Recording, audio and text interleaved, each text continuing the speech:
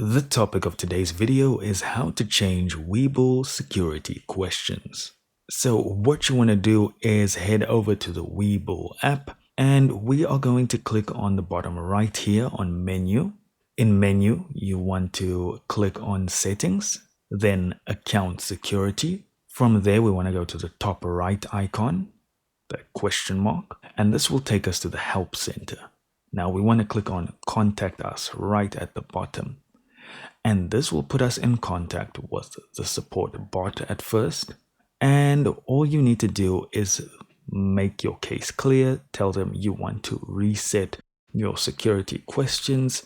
They will very likely put you through sort of a KYC process where you will need to present your ID or probably a facial scan as well. And once you've done this, they will allow you to reset your security questions either via email or they'll deal with everything from inside the support center. This is the only real way I know how to do this. I haven't seen any actual option to change it.